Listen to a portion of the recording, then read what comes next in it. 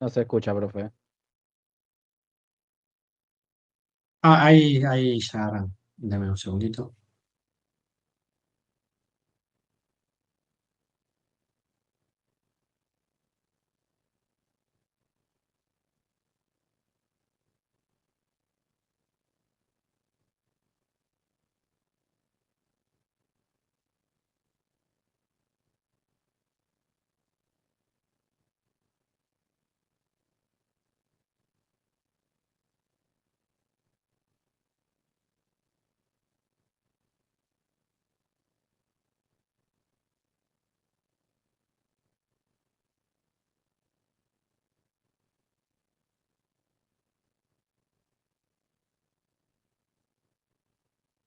Bien. ¿Seguimos? ¿Están todos ya?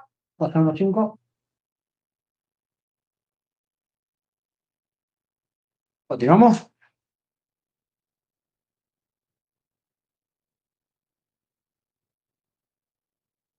¿Me escuchan? Sí, profe, sí, se Chicos, Sí, escucha. sí, se ¿sí? escucha, se escucha. Bueno, Vamos. ¿qué vamos a ver ahora? Así completamos un poco la temática, o seguimos un hilo. Vamos a hablar de lo que es identidad digital. Eh, a ver, ¿qué es lo que podemos decir? Así como para echarlo un poquito antes. Eh, a ver, la identidad digital obviamente es el conjunto, es el conjunto de datos, de información, de actividades, es decir, procesos que completamos, es decir, toda actividad que permite de alguna manera identificar a una persona, a una empresa o alguna entidad o alguien determinado en los entornos digitales. Es decir, podríamos decir que sería la representación de una persona en Internet o en un medio digital, en un entorno determinado digital. ¿Qué puede incluir esta actividad, esta identidad digital? ¿Qué elementos puede tener? Bueno, nuestro nombre, apellido, usuarios, contraseña de acceso, dirección de correo, nuestros perfiles nuestros perfiles en redes sociales, eh, eh, fotografías, publicaciones, comentarios, historia de navegación, compras en líneas, nuestros datos biométricos, es decir, firmas digitales, firmas electrónicas, algún certificado electrónico, lo que fuere. Eh, ¿Qué características podríamos decir? Bueno, que es única, que puede ser verificable, que se construya a raíz o con todo o con toda la actividad que tenemos en línea, y que obviamente puede tener algún tipo de valor jurídico y económico. En muchos casos permite realizar trámites, firmar documentos o acceder a algún tipo de servicio. Es decir, nos permite, nos identificamos en la FIP con nuestra identidad digital y nos permite hacer un montón, sin fin de trámites online. Nos identificamos en portal de Mercado Pago y podemos realizar compras. Eh, Podemos con una firma digital firmar documentos como lo vimos en la unidad anterior y también podemos acceder a servicios, podemos hacer un montón de cosas. Eh, ¿Qué ejemplos puedo dar? Bueno, acceso a un correo electrónico, los perfiles de nuestras redes sociales, eh, el acceso a nuestro home banking, a nuestra aplicación del celu, de nuestra billetera virtual, de modo, del perfil del banco, la aplicación del banco, lo que fuere, a la cuenta de DNI, lo que sea. Ejemplo de donde vamos a encontrar nuestra identidad digital. Eh, si le busco una definición corta, a ver, así, charlando, podría decir que la identidad digital es el conjunto de datos, eh, atributos que nos permite identificar y autenticar a una persona en el mundo digital, así como la huella que deja a través de sus interacciones en Internet. ¿Mm?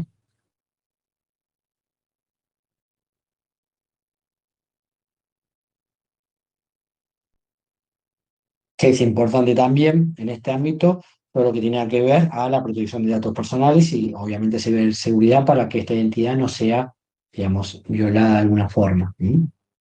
Bien, ahora sí. Ahora sí, entrando en la presentación, ahora sí hablando del plano jurídico, bueno, eh, desde el plano jurídico tenemos que realizar que la identidad digital es un presupuesto necesario al fin de identificar a las partes que convergen en un acto jurídico determinado, perfeccionado, está mal escrito ahí, por medios telemáticos, como por ejemplo una contratación electrónica, que es cuando nos referimos a la autoría de los documentos electrónicos, efectivamente describiendo la correspondencia entre el autor aparente y el autor real de dicho contenido. La identidad digital engloba toda la actividad, que bueno, lo que les venía diciendo recién como concepto, de una persona de existencia real, ideal, que produce en el ciberespacio o en el entorno digital, revirtiendo suma importancia en la imputación de autoría y firmas electrónicas, eh, de aquellos contratos que se generan bajo la modalidad digital. Digamos, es ahí donde vamos a encontrar un mayor, eh, importancia cuando estamos en un espacio digital, de que de alguna forma vamos a firmar documentos, de forma electrónica, ¿m? O sea, en un usuario o algo. Ahora bien, ya sabiendo lo que es una firma, una identidad digital, tenemos que saber qué es la verificación de una identidad digital o qué es lo que nos interesa de esta clase que se lleven. Bueno, el NIST define la verificación de identidad como el proceso de confirmar o negar que una identidad es correcta. Entre otras palabras, la forma de determinar si alguien es quien dice ser o no. Eh, este proceso consiste normalmente en comparar a la persona solicitante con unos varios documentos de identidad fiables, que la verificación de identidad es especialmente importante para las empresas durante el proceso de creación de una cuenta, ya sea para el gobierno, instituciones financieras o empresas. Es decir, cuando no están entre una entidad, una entidad digital o un usuario en algún tipo de institución financiera, bancaria, una empresa de compraventa, un portal de e-commerce, lo que fuere, ahí vamos a encontrar un proceso de verificación de identidad más o menos robusto que va a acreditar o va a verificar nuestra identidad para otorgarnos el acceso, digamos, esta suerte de usuario, para que lo utilicemos. ¿Para qué sirve?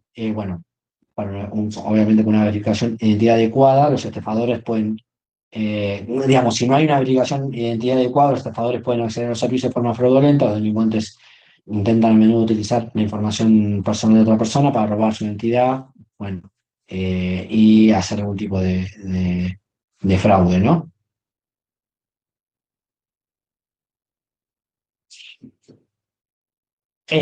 Una entidad digital podría definirse como la suma total, bueno, la presencia en línea de una persona, eso ya lo dije, una representación electrónica que se utiliza para acceder a servicios en línea, realizar compras o interactuar con otras personas, puede estar formado por muchos componentes, por ejemplo, bueno, un documento de identidad expedido por el gobierno como licencia de conducir, documentos de identidad digitales como identificaciones, pasaportes electrónicos, datos móviles, número de teléfono, dirección de correo, historial de transacciones, datos biométricos, información de las redes sociales. Bueno, en términos generales, la verificación de identidad en línea es un concepto general para referirse al proceso de comprobar que la información presentada, incluidos los ejemplos, los ejemplos que vimos en el slide anterior, es válida y pertenece realmente a la persona que la envía. Si no es así, existe la posibilidad que la persona en cuestión no sea quien dice ser.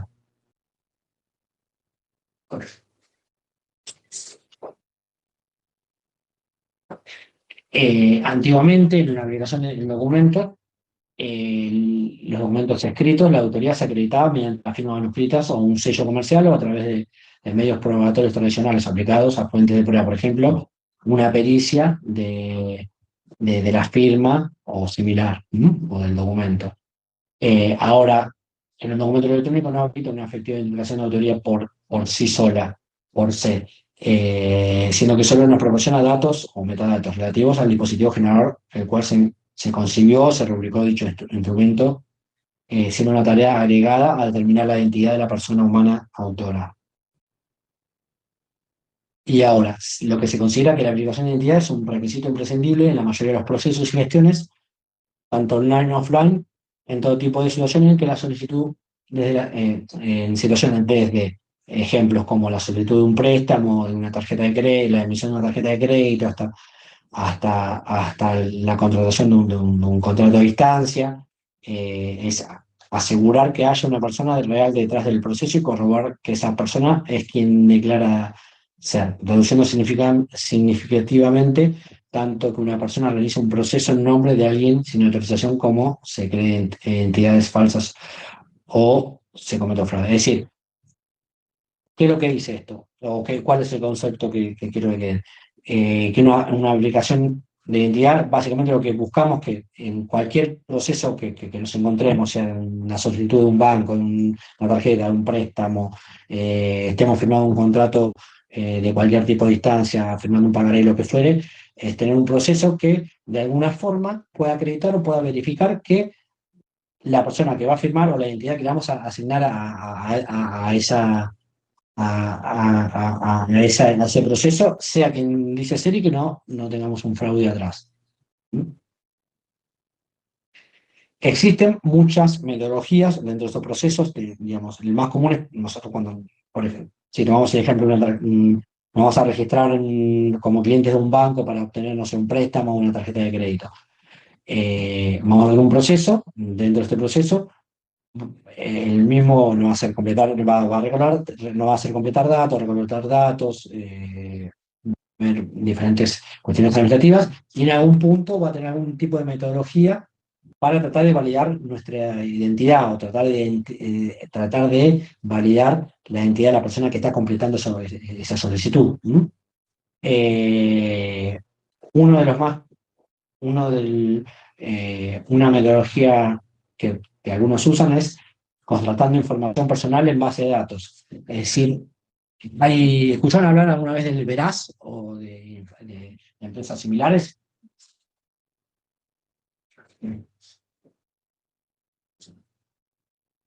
Sí, sí. Bueno, esa base de datos, pues básicamente tienen un montón de información nuestra de transacciones, digamos, de toda nuestra persona, tanto financiera, de laboral, previsionales, y donde trabajamos, todo el historial de toda nuestra vida, por lo general. Y no solo sirve para consultar, cuando primero va a verificar que seamos deudores compulsivos, que tengamos mucha deuda y seamos incobrables. Además de esa información, va a tener mucha información de, de información histórica nuestra. Por ejemplo, yo otra vez tuve que completar un formulario de un banco y me saltó una pregunta de 3 sitios donde yo trabajé, de empresas donde haya trabajado y me tiraban 3 nombres. Y una de las respuestas, la que era la correcta, era una empresa que yo trabajé cuando tenía 20 años, hace 20 y pico de años. Es decir, tiene información histórica que se supone que le va a saber yo sola. Es decir, es raro que un estafador o alguien sepa dónde trabajé yo hace 20 años. Y así, preguntas similares, direcciones mías, donde yo viví, o un montón de información en un registro de datos que, bueno, que alguna empresa las contrata como para que cuando hay una solicitud ya hacer un primer filtro con cuestionario para ver si hay información que supuestamente yo solamente sé, o personas a mi cargo, preguntas similares, para que la vaya descartando. Si es una base de datos donde se consulta información que se supone que la sabe la persona solamente. Eso se llama sistema de validación contrastando información personal en base de datos, básicamente. ¿Y esa Bien. información dijo que está en el Veraz o entendí yo cualquier cosa? Empresas como el Veraz, es decir, hay empresas como Veraz o similares que venden este servicio a empresas donde te dice, decime una persona y yo te tiro 3 preguntas para ver si las contesta. digamos, todo esto mediante una API o una conexión, a una conexión online, algún tipo de servicio eh, online. Sí, yo la que recuerdo para el banco que hice, que estaba como asesor externo, ellos en el primer paso que tenían era tres preguntas que se conectaban, es decir, cargabas el quit, ellos a través de una API se conectaban, creo que a Veraz o una similar, no sé si era Riesgo Online, no me acuerdo cuál era ahora exactamente la empresa. Se conectaban, traían tres preguntas y vos tenías que en el formulario, en la solicitud, contestar, digamos, en el proceso online que hacías desde la compu, donde vos ibas cargando tus datos, completar y ahí ya te rebotaba, si no sabías responder, te rebotaba. Claro, porque Eh, es información que en su momento fue pública, ¿no? ¿Dónde estabas no, trabajando? O, no necesariamente. Los burós de crediticios tienen acceso a lugares donde no fueron públicas y no también. Es decir, hay información que ellos pueden tener los entes, por ejemplo, los bancos informan a estos entes información crediticia, si las tarjetas que tenés, la deuda que tuviste o qué tipo de servicio tuviste. En una pregunta era, ¿usted fue cliente de este banco o este banco? claro, Vos tenías que responder de ese tipo. Pero estas bases de datos recolectan información de todo tipo, de personas. Vos si sacás un Veraz o algo similar, vas a ver que te van a tirar un informe donde salen hasta quiénes son las personas con quien tenés contacto, más o menos, con quién compartiste domicilio, cosas así similares. Digamos, y no tiene es una base de datos medio, muy grande. no es ¿Qué? medio, no es medio ilegal que guarden esos datos, que no, yo no di Lo acceso guardan a porque, como vos dijiste, en algún Argentina. momento fueron públicas o lo tienen por finalidades financieras. Claro, Hay ciertos rubros que les permite y están autorizados solamente a ese tipo de información. No pueden poseer datos sensibles, claro. datos que vimos me responden ustedes, en la clase de, Protección Esa de pregunta la datos respondí mal. personales. sí, en eso exactamente, los que datos sensibles que vimos en datos personales. Si no hay ni una, nunca van a tener que tener registrado y, orientación, preferencia sexual, Sí, religión. religión, ideología política, temas de salud, etcétera, etcétera, todo lo que ya Claro, vimos. ¿No? Pero bien. Básicamente, esas bases de datos tienen un montón de información, que como dicen, al momento fue pública, pero histórica, que es decir, supuestamente la sabemos nosotros solos, o es muy difícil, o así en una primera mano rápidamente conseguirla, ¿no? Por los estafadores, o por alguien que quiere vulnerar una identidad. Después el sistema de validación de la identidad mediante datos de transacciones.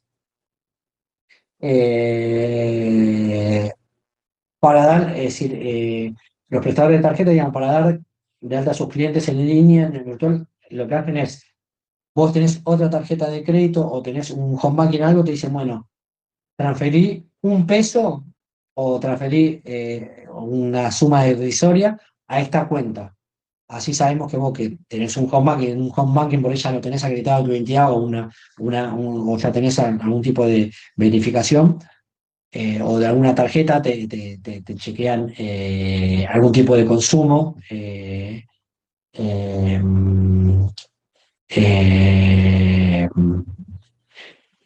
tipo, es decir, por ejemplo, para dar, cuando vas a desconocer, decís, llamás a Visa y decís, ahí estoy haciendo el chivo, ¿no? Pero llamás y decís, se me perdió la tarjeta. O decís, me pasó tal cosa con la tarjeta, que es un trámite. Y dice, bueno, a ver, decime cuál fue tu última transacción, o decir, en fecha tal, ¿qué pagaste? O te pregunta, ¿qué débito automático tenés? Que vos le respondés información que supuestamente vos solamente hiciste, sabés de esa compra, o sabés de, de- de- de ese débito que tenés o una transferencia de tu home banking de una suma irrisoria, transferís a cierto CBU, ellos lo verifican y dice, bueno, sí, es la persona que dice, porque de su home banking me está transfiriendo este monto y podemos verificar que sea la persona. Eh, y después el otro sistema de validación es mediante el uso de datos biométricos, es decir, hay aplicaciones móviles ya que puede recolectar información biométrica, por excelencia es la de la cara, la huella digital o lo que fuere. Esta información biométrica se valida contra una base de datos, la típica que tiene el servicio más barato, el más confiable es el RENAPER, digamos, donde nosotros hacemos los documentos. Este tiene un servicio, que cualquier empresa que necesite validar información, lo contratás, tenés una API. ¿Ya vieron todo lo que es API y todo eso, no? En conexiones, en alguna materia, sí, lo que sí, ¿no? O todos saben lo que es, técnicamente. ¿Saben? ¿O no? Sí, más o menos sí. Sí, profe. ¿Saben? Bien. Bueno, se conectan a través de la aplicación con esta API al RENAPER, le envían la foto, la huella, lo que tengan, o el escaneado el DNI también, y el RENAPER te devuelve cierto porcentaje si efectivamente la persona que dice ser. Y si pasa un cierto, si te dicen en 30, 40, 50, 100, 60, en 80% es la persona que dice ser. Eh, Te devuelve que es esa persona, entonces lo valida, es decir, con su rostro o algo. Eh, eh, Ahora bien, la identidad digital por sí sola no alcanza, es decir, es necesario completar con algún tipo de proceso que permita eficientemente procurar la expresión de la voluntad de las partes. Eso por un lado. Y otra cosa, el proceso también tiene que ser robusto respecto, por ejemplo, para recolectar los datos biométricos, muchas aplicaciones te piden girar, hacer muestras y para que no nos mostremos para que la aplicación sola se dé cuenta que no es una foto que estamos poniendo en la pantalla. Hay muchas aplicaciones que sin que nosotros sepamos, no es que está sacando una foto, estás acá filmando todo un tiempo y está viendo si ponemos una foto y cuando te dice gira para la izquierda, sacamos una foto y ponemos la otra, gira a la izquierda, le va a dar error. A ver si somos nosotros de un lado al otro. Y hoy en día también con la inteligencia artificial ya está viendo si es la persona real que está haciendo el proceso de registración. ¿M? ¿Se entiende hasta acá estos tres métodos de validación? El de consulta de base de datos, validación de identidad mediante datos de transacciones financieras o etcétera, y el sistema de validación por datos biométricos. ¿M?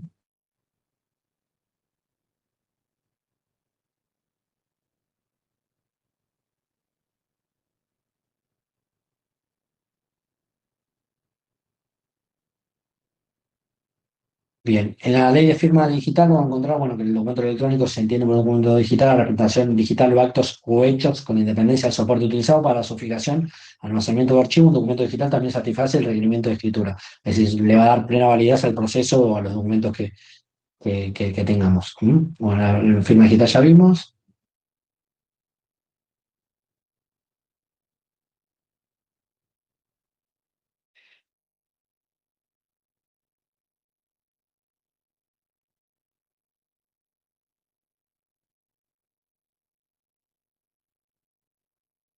Ahora también lo que vamos a ver es que siempre esto es complementar con procesos que permiten eficientemente eh, procurar nuestra presión de voluntad cuando quieran acreditar nuestra identidad. También tiene que haber otros métodos que complementen esta metodología. El más común es el de doble factor, es decir, tener un sistema de validación de algún tipo o combinar alguno de estos tres o los tres, y además tener un doble factor de algún tipo con un mensaje de texto, con un mensaje OT, con algún tipo de, de- de código que se envía al email o algún otro tipo de metodología. ¿No?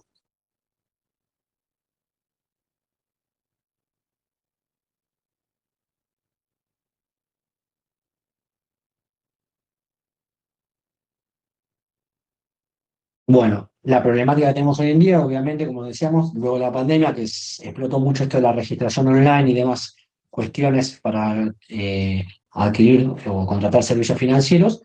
Si bien lo que es el fraude, el cuento del tío y las estafas existieron siempre, acá como que pasó una nueva era, una nueva metodología, bueno, y obviamente dio lugar a que los estafadores o la gente que delinque se especialice y en un momento era encontraban métodos bastante fácil para conseguir, digamos, estafas. Con el tiempo, con toda esta metodología, con todos estos pasos se lo fue tratando de acercar y hoy en día ya del punto de vista técnico ya está bastante cercado. Ahora lo más común en estafa y demás es cuando hay lo que se llama una especie de ingeniería civil, una ingeniería civil, de ingeniería para el lado de que estudiar a la víctima, tratar de hacerla caer tratar de hacerla caer en el error y tratar de confundirla, tratar de estafarla desde otro aspecto, como desde el discurso de obteniendo algún tipo de información o algo, como para hacer que la persona brinde o su clave o su token, y ahí volvemos al ejemplo que hoy daba el compañero de hay una estafa de un préstamo que sacaron y el banco dice, y le diste, yo ya hice todos estos métodos, verifico tu identidad digital por 2 o 3 métodos, te doy un token, te doy este tipo de seguridad, te doy un acceso seguro, tengo un portal seguro, te pregunto 2 veces, te doy dos métodos para que vos coloques una clave y además tengas si te vulneran la clave, tengas un token en el celular, tengas algún tipo de verificación para el mismo y aún así entregas todo a alguien que te lo pide, sabiendo que no te lo vamos a pedir o que ya te informamos que no lo vas a pedir. Es muy difícil después eh, eh, pelear ahí para echarle la culpa al banco o a la entidad financiera. ¿Se entiende? Sí, profe. Bien. ¿Algún tipo de duda? ¿Algo hasta acá? Quedó claro. Bien. Eh,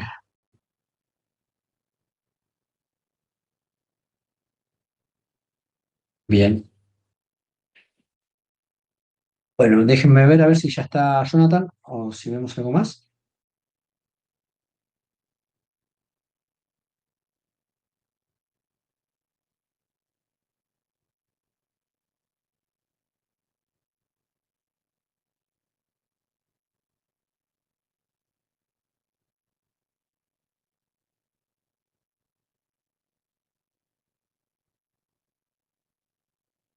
Ahí entra Jonathan, ya está libre.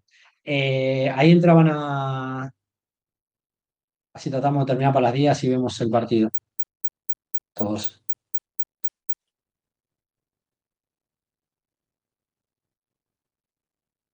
Hola, ¿qué tal? Jonathan, ¿cómo estás? Hola, profe. Bien, ¿cómo están? Bien. Bien. Bueno. Jonathan, ahí te los libero, no quiero retrasar, así pueden arrancar. Así pueden ver el partido a las 10, un toquecito antes inclusive. ¿Les das, te queda de licencia, te queda algo, me dijiste, y arrancás con delitos informáticos? Dale, ¿hasta dónde Dale. llegamos? Le damos ahí. Sí, de lo que quede, bueno, lo terminará la clase que viene. Ahí ya Dale. eligen los chicos el segundo parcial el martes 30 de junio. Perfecto. ¿Listo? Bueno, yo me quedo acá muteado. Buena clase. Dale, ¿Vale? gracias. Bueno, ¿se acuerdan algo de la clase anterior o les quedó alguna duda de la clase anterior antes de arrancar?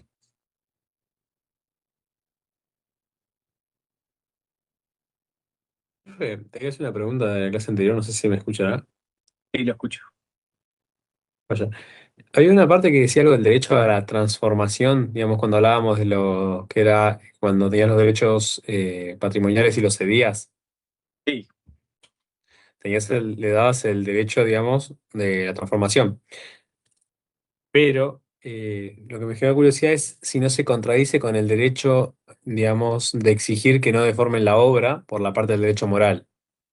sí, es una duda válida. El tema de la integridad de la obra original es sobre la obra original. O sea, pueden hacer es volver a publicar como original una transformación que hicieron, digamos.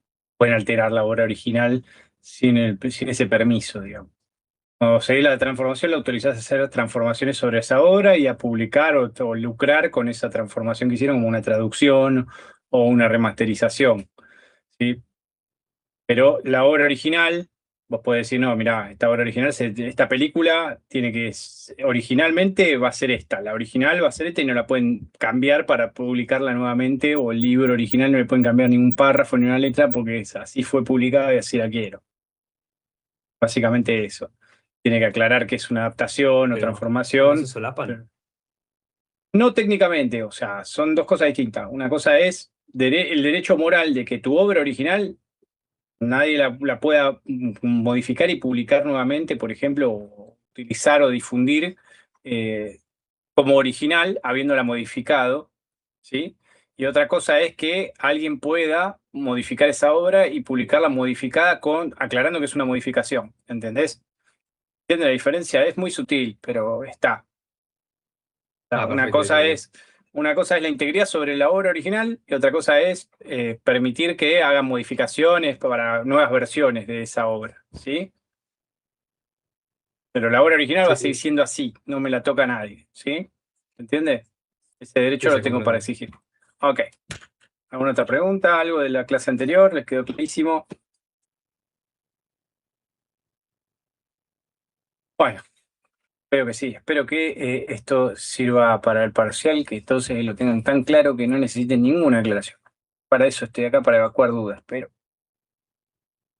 Bueno, vamos a ver, como vimos propiedad intelectual, ¿se acuerdan que vimos la diferencia entre derecho de autor, propiedad industrial y, bueno, las modalidades de patentes, marcas, que son las más principales que se utilizan en la propiedad industrial, y algunas variantes también vimos muy por encima, y la imposibilidad del software de entrar dentro del régimen de patentes e invenciones, porque así lo dice la ley expresamente, y aparte a nivel mundial es así.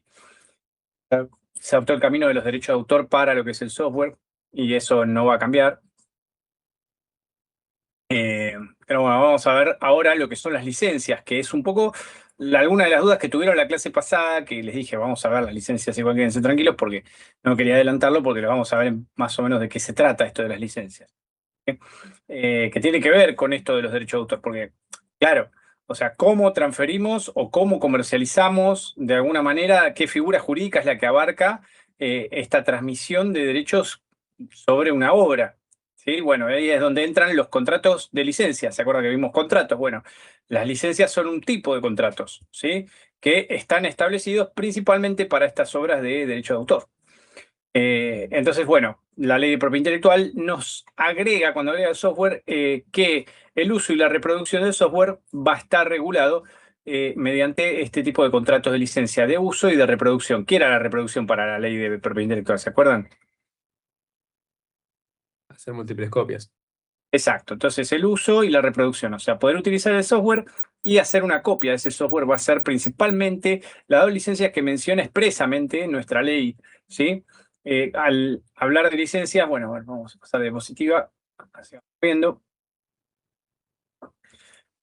Fíjense que acá, cuando antes, recuerden que la ley de derecho de autor estaba prevista para libros, obras de teatro, bueno, películas, música, arte en general, fotografía artística, todo eso estaba bajo este régimen de una ley que era antigua, o sea, era antes de la creación del software, era de 1930 más o menos la ley original, 1933 si mal no recuerdo.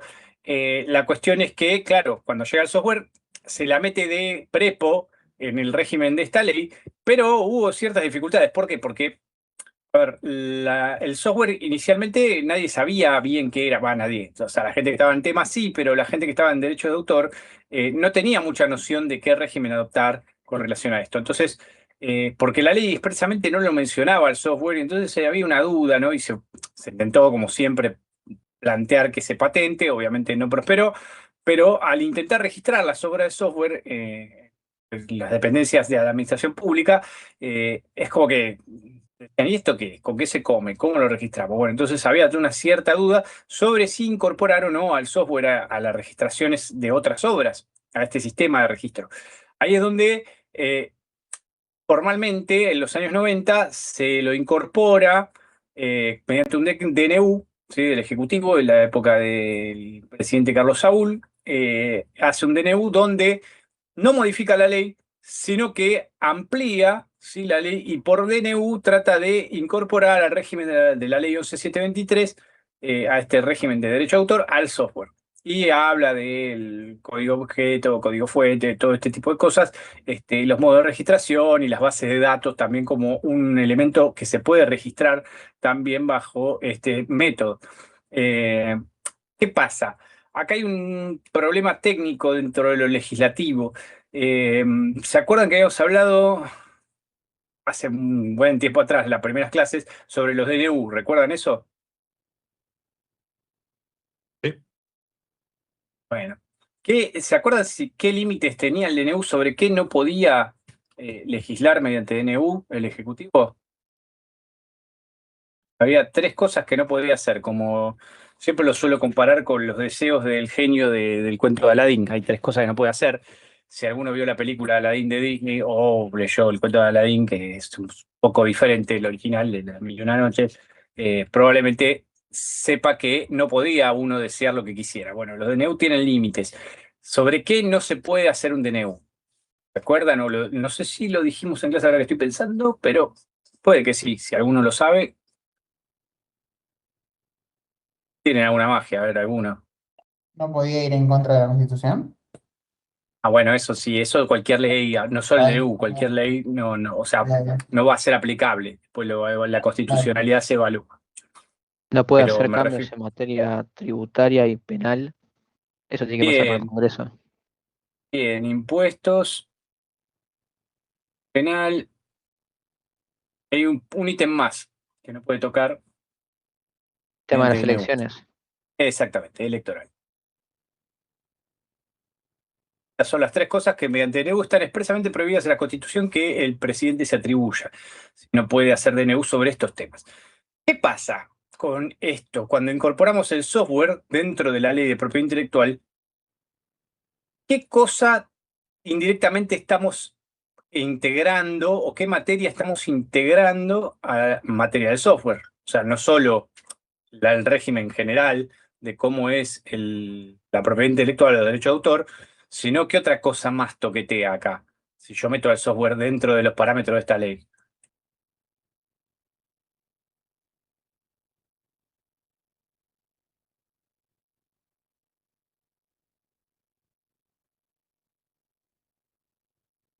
A ver si Y alguno no está, arriesga.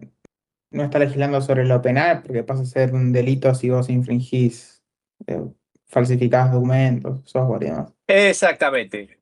Indirectamente, al meter el software dentro de la ley de propiedad intelectual de derecho de autor, lo que hacemos es que la piratería de software se convierta en un delito. Entonces, de una manera indirecta, al sacar este DNU, estaría legislando directamente sobre una materia penal. Entonces, todos los delitos de piratería de software, cuando se los planteaban en ese interín que solo estaba el DNU, lo que se planteaba es, miren, acá por DNU se incorporó esto como delito. Antes no estaba dentro de este régimen y por lo tanto no sería delito. Había planteos al respecto de que era inaplicable porque atentaba contra el mandato constitucional de la veda de poder legislar en materia penal mediante DNU.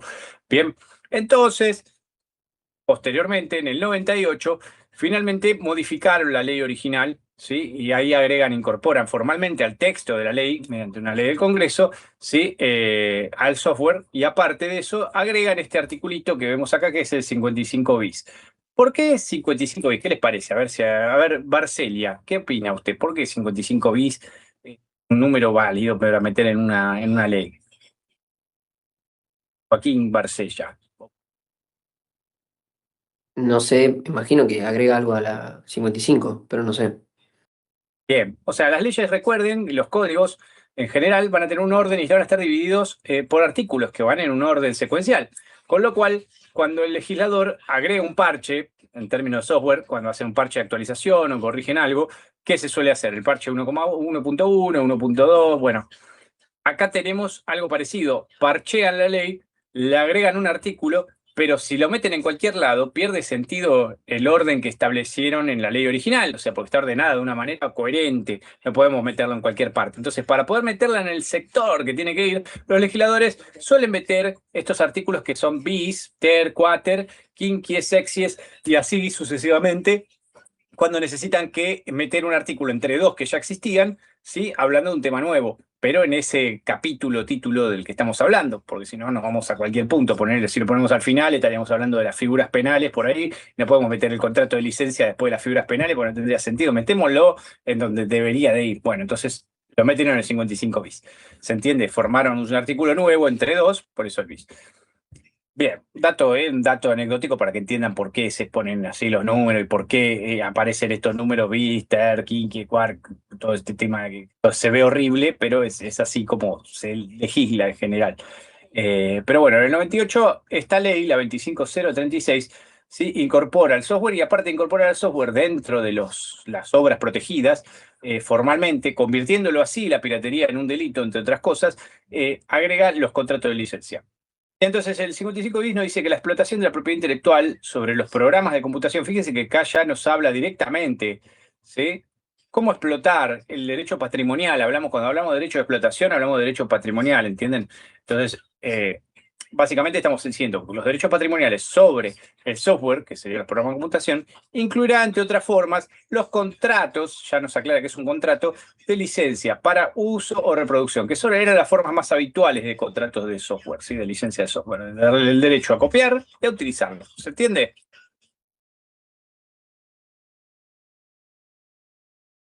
Sí, profe. Sí. Bueno, está bien, me quedo más tranquilo que alguien responde. Los demás ya están viendo la previa del partido. ¿Qué están haciendo? Están tan callados. ¿Qué les pasa? A ver, Hamilton, ¿usted entendió esto? ¿Tiene alguna duda?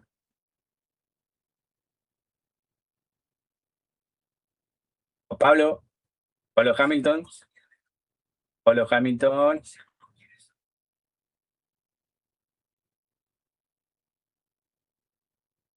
Se muere, se va Juan Pablo Hamilton. Lo sacamos a la 1, sacamos a las 2, vamos a las...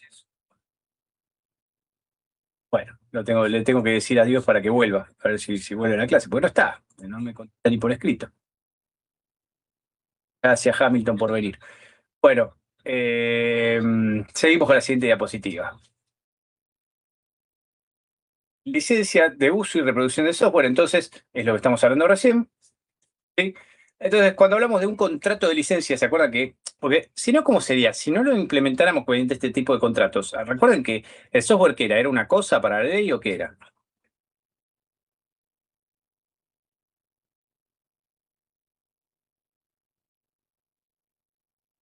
Ay, señor, hoy está muy lento Era una para hora, responder. era una hora de autor. A ver, vamos a molestar a la gente. Parece que están muy dormidos y la clase me pone triste así. Están todos dormidos y contestan siempre lo mismo, dos. Vamos a hacer para nuestra ejecución el software. Es una cosa. Pa, pa, pa, pa, pa, para, pa.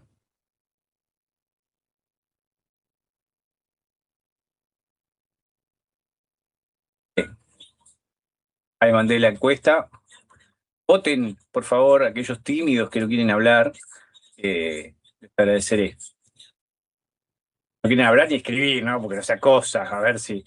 Yo me pregunto, ¿sus ambientes de trabajo son así también? O sea, viene el jefe y le dice, mire, tenemos un deadline, tenemos que entregar este software, tiene que hablar con el cliente porque tiene que escuchar las pretensiones que tiene. Ustedes se quedan mudos en la reunión y no opinan, no hablan, no escriben. El cliente se lleva una gran impresión de empresa.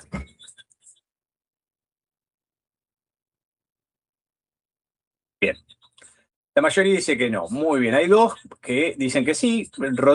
Marcos Rodríguez y Franco Porcile. ¿Por qué corno dicen que es una cosa? ¿Qué les parece? ¿Una cosa? No es algo físico, como dijimos, no es algo tangible, con lo cual no encuadra, no es un bien material. Las cosas son bienes materiales, cosas que podemos tocar. Las cosas son lo que podemos tocar, agarrar, que se pueden mover de alguna manera. Entonces el software no encuadra en eso, más allá del soporte físico, porque lo podemos grabar en un DVD, lo podemos grabar en un Blu-ray, lo podemos grabar en un disco sólido, lo podemos grabar en un USB, pero eso no lo convierte en una cosa el software en sí. Sí el soporte físico, o sea, el disco sigue siendo una cosa, pero el software no. El software, entonces, es un bien inmaterial. Bien. Con lo cual, no podemos hacer una compraventa, porque la compraventa versa sobre cosas. Entonces, no compramos y vendemos cosas que no son cosas, o sea, bienes inmateriales. Acá lo que estamos vendiendo, entre comillas, porque no es una venta, son los derechos patrimoniales que ejercemos. O sea, tenemos un derecho patrimonial sobre este bien inmaterial, sobre esta creación que tenemos, este software, ¿sí? Y sobre ese derecho que a mí me genera haber creado eso, ¿sí? Hago un contrato de licencia con alguien para que lo pueda utilizar, por ejemplo, o copiar. ¿Se entiende? este contrato le doy una licencia a alguien para que pueda utilizar o reproducir o modificar o lo que quiera hacer con ese software eventualmente. No le regalo mis derechos sobre la obra, sino que yo sigo siendo el dueño, abrazo a mis derechos y te tiro a vos que querés, vos querés, y pagame o no, bueno, no sé, lo que corresponda de acuerdo al contrato de licencia que celebremos, ¿verdad? Pero bueno, la manera técnico-jurídica en la que se hace esta cesión de alguna manera de utilización, de reproducción, de modificación de software, es mediante estos contratos que se llaman de licencia. ¿Se entiende? Bien. ¿Acá está claro? ¿Seguimos o no? Seguimos, ¿Una profe. pregunta? Muy bien, bueno. Entonces, para definirlo, dice la licencia, es el contrato, ¿sí? Que dijimos ya que era un contrato y lo explicamos que eran los contratos, ¿se acuerdan? Dos o más partes, ¿se acuerdan? Modificar, alterar derechos patrimonial, bla, bla, bla, bla, bla, blero, actos jurídicos, todo eso lo vimos. Bien. Entre quien posee la autoría patrimonial, o sea, el que tiene los derechos patrimoniales o de explotación, ¿se acuerdan que hablamos de los dos tipos de derechos que emergen de la obra? Está el moral y el patrimonial, de un software sometido al régimen de la propiedad intelectual, obviamente, que es donde debería entrar en términos generales, y el usuario final, o bueno, el otro destinatario, en el cual se definen con precisión los derechos y deberes de ambas partes. Es el desarrollador o aquel a quien haya cedido los derechos. Claro, porque yo puedo haber creado el software, pero los derechos patrimoniales los tiene una empresa tercerizada que me los compró, por ejemplo. Sí, yo lo hice, tuve los derechos patrimoniales cuando la creé y después se los cedí a alguien. Entonces esa empresa se va a encargar de hacer los contratos de licencia con los usuarios finales, ¿sí? Pues yo ya le di todos mis derechos a cambio de un precio. Vine Microsoft y me tiró Google y me tiró una valija de $, y yo le dije, bueno, quédate con mi preguntados o con mi aplicación de matar hormigas, lo que más le guste, guita con esto, yo ya con esta guita me doy por satisfecho, te dejo todo a vos. Lo único soy el autor moral, porque no te puedo ceder eso. ¿Se entiende? Entonces va a haber un contrato donde una parte que es el que tiene los derechos patrimoniales y la otra parte que sería en principio el usuario. Bien.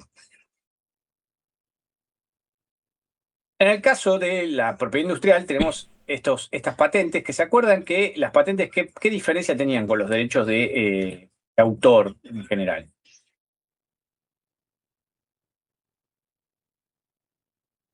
Las patentes son sobre invenciones, cosas materiales. Bien, ¿y qué otra característica tenía? ¿Qué diferencias tenía en el sistema legal en cuanto a cómo funciona la protección? La exclusividad del uso. La exclusividad del uso, sí. Nadie más puede fabricar incluso algo que sea igual a eso patentado, ¿sí? Nadie le puede hacer a su manera, que siguiendo este método que yo hice, un elemento que haga lo mismo que yo descubrí, ¿sí? Yo lo inventé, tengo la patente, listo, nadie más puede. ¿Okay? En la patente dijimos que no es aplicable al software. ¿Okay? En principio, es el principio general. La excepción a la regla, ¿cuál es? A ver, vamos a ver a quién molestamos, porque están ya se me duermen todos. Mercaich, ¿cuándo podemos entrar en el régimen de patentes con un software? Ignacio Gabriel Mercaich. Sinceramente, no sé, profe. Bueno, muy bien, que estuvo bien atento a la clase pasada, o no sé si yo estuvo, pero bueno. El único supuesto, la única excepción, a ver, vamos a preguntarle a alguien más, a ver, alguno tiene que acordarse de lo que hablamos la clase pasada. A ver, Milagro Soledad Quispe, ¿usted se acuerda el único supuesto excepcional en que podemos entrar al régimen de patentes con el software? Lamentablemente no, profe. Qué flojos que estamos. Ay, muy Sí, flojo terrible esto. pregunta. A ver, Camila Fontanet Caniza, ¿qué opina usted? ¿Se Perdón, acuerda? profe, me mataste. Bueno, listo. Lo vuelvo a decir, pese a que lo dije en la clase pasada y se hincapié en esto, hay una sola excepción mediante la cual podemos patentar el software. ¿Cuándo podemos patentar el software? Cuando viene atado con un sistema o una invención. O sea, se patenta como un todo, ¿sí? Por ejemplo, no sé, yo hago, por decir algo, una máquina del tiempo que funciona controlada por un software, voy a patentar esta máquina del tiempo con el software que la controla, todo en un combo. ¿Se entiende? En esos casos, el software entraría dentro de este combo al régimen de patentes, ¿ok? ¿Se entiende? Es la única forma en que podría entrar en una patente. Si no, no. ¿Está bien? El resto de los casos va a ir al régimen de derecho de autor que aplica a los libros, a las músicas, a las películas, a las fotografías, la obra de teatro, lo que usted, todo ese tipo de cuestiones más que nada intelectuales artísticas. ¿Se entiende? Ahora sí, ahora sí. ¿Lo van a recordar en el examen o no lo van a recordar? Espero que sí. Bien.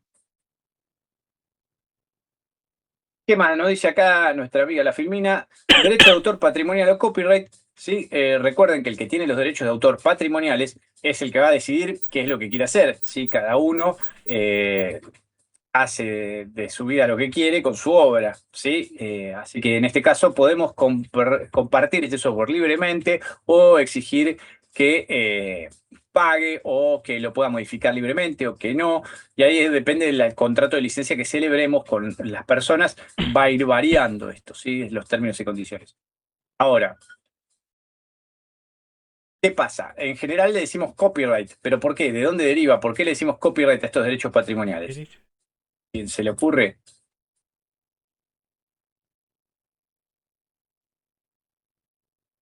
Derecho de copia, derecho de reproducción.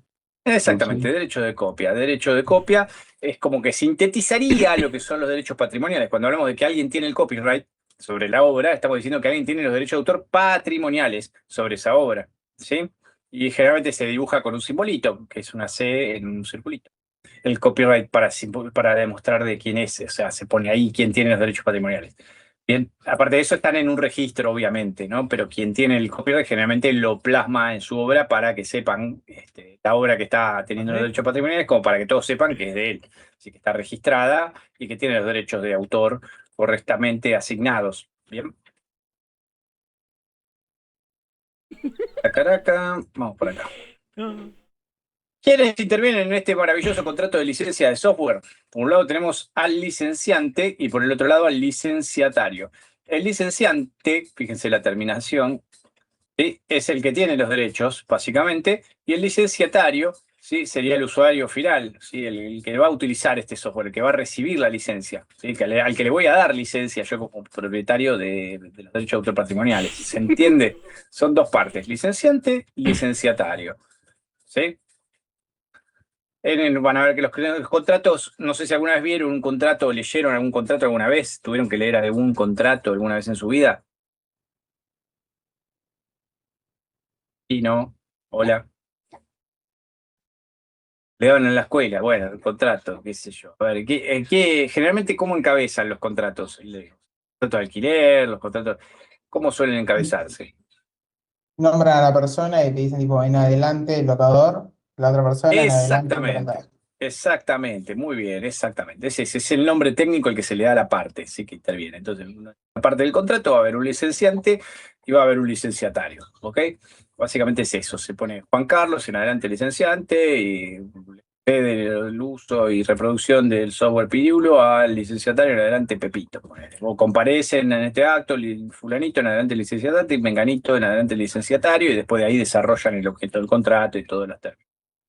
Pero bueno, es algo que se suele hacer en los contratos por una cuestión de no volver a decir el nombre entero de cada persona que interviene o de las personas que forman la parte licenciante, porque pueden ser más de uno los licenciantes y más de uno los licenciatarios. Entonces es más fácil ponerle la parte licenciante y la parte licenciataria. Bien. Seguimos. Licenciante o proveedor licenciante, proveedor licenciante es aquel que provee el software a la licencia del usuario, el licenciatario, el cual permitirá a este último tener ciertos derechos sobre el software.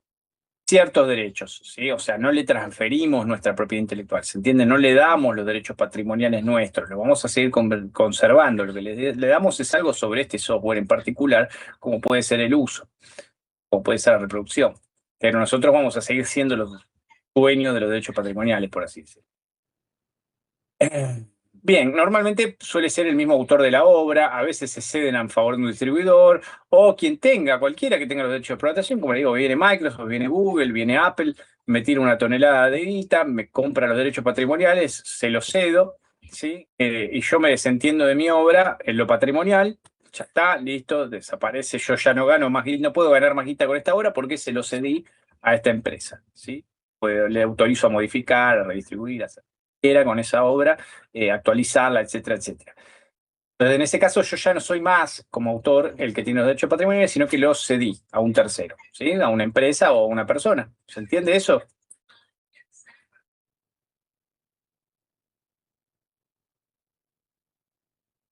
Sí, profesor, Sí. entendimos. Bien, gracias por contestar. Para hacerme De saber que nada. están vivos. A veces me siento solo acá. Me parece muy triste esto. Sí.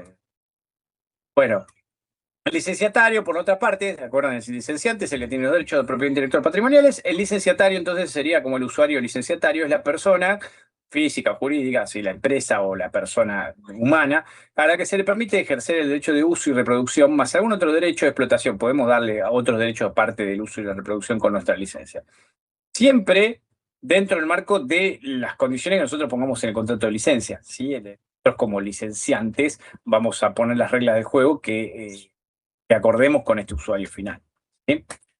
Dependiendo qué escribamos ahí, va a variar las concesiones que le damos a esta otra persona, ¿se entiende? Normalmente, ¿qué tenemos que se aclara en los contratos de licencia? Por un lado tenemos el plazo, podemos decir que podemos especificar un plazo determinado, no podemos no poner un plazo directamente sin especificar, o un plazo indefinido, o sea que sea hasta que algo que se acabe el mundo o algo medio abstracto, ¿sí? Podemos poner un precio en el caso que sea una obra que requiera un pago para el contrato de licencia, ¿sí? Que es el propietario, que ya lo vamos a ver. Vamos a imponerle entonces qué valor tiene esta concesión que le vamos a dar. ¿Cuánto vas a pagar para vos poder usar mi software o para poder copiar el software o para lo que sea que pueda hacer de acuerdo a los términos de la licencia? ¿Se entiende? Sí, profe, se entendió perfectamente. Sí, capitán, estamos listos. Muy bien. Grance está siempre ahí como un Boy Scout. Es el único que responde. Se inmola, se arroja sobre todas las granadas de silencios de la clase para cubrir a sus compañeros que están en la luna de Valencia y no reaccionan con nada. Es como que me da ganas de sacudir así un poco la pantalla. Pero bueno. Tenemos distintos tipos de licencia de software. Vamos a ver algunas de las variantes. Recuerden que legalmente, esto siempre lo aclaro porque parece una obviedad, pero no lo es. Pero nuestra legislación no nos va a dar una enumeración de tipos de contrato de licencia de software, ¿sí? Lo único que nos dice es, va a ser comúnmente, como les leí, el 55 bis, ¿sí? Comúnmente va a ser desplegada esta licencia, este tema de software, los programas de computación, vamos a ceder o explotar los derechos patrimoniales mediante contrato de licencia de uso y reproducción generalmente. Y no dice más que eso, no nos da, no es como podemos hablar de un contrato específico que un capítulo sobre software libre, otro de freeware, otro de shareware, otro de bla, bla, bla. Va a haber solamente esa generalidad. Después lo que vale es lo que está en los términos y condiciones, ¿sí? Lo que pongamos en los términos, las cláusulas de este contrato de licencia son lo que van a definir qué tipo de licencia le estamos dando, ¿sí? Eso lo arregla cada uno como le gusta más, ¿bien? No es que más allá de los títulos que les ponemos acá para identificarlos, esto en la ley interesa poco y nada, ¿sí? Salvo, el único caso que puede tener una injerencia legal, esto es si encabezamos el contrato diciendo que es un contrato de software libre y en definitiva el contrato en los términos y condiciones desnaturaliza el uso de licencia de software libre. Entonces ahí podría decir, che, pero es medio engañoso, esta cláusula es medio abusiva, desnaturaliza todo el contrato, o me indujo al error, podríamos decir también. Bien, pero fuera de esos parámetros donde la utilización de la palabra técnica puede desorientar al usuario final en general, que es quien va a aceptar o rechazar los términos, no hay una injerencia técnico-jurídica sobre estos elementos. No cambia nada decirle papa, patata, batata, es exactamente lo mismo para la ley. Lo importante es lo que dice el contrato. ¿Bien? ¿Se entiende? ¿O no se entiende? A ver, algún otro que hable. A ver, Muñoz Palazzo, ¿está ahí? Sí, profe. Muy bien. Muñoz, ¿qué le parece esto? ¿Entendió? Sí. Bueno, perfecto. Espero que le haya quedado clarísimo. Seguimos con la siguiente diapositiva. Ahora vamos a ver en particular cada uno de estos de licencia para que se entienda más o menos van, ¿no? O sea, igual ustedes dentro de lo técnico ya estos términos los deberían de conocer a esta altura del partido o por lo menos tienen una noción de qué van, ¿sí? Porque acá ya no se excede a lo que es el marco de la legalidad y lo técnico jurídico, sino que pasa más por una jerga o un slang informático. Bien. Software propietario, ¿a qué se le llama normalmente software propietario? Sí, un usuario tiene limitada la posibilidad de usarlo, reproducirlo, modificarlo o distribuirlo, y por lo general la licencia tiene un costo monetario. ¿Sí? No sería libre, pero es el estándar. ¿Cuál sería, por ejemplo, un software propietario que conocen o que les viene a la mente?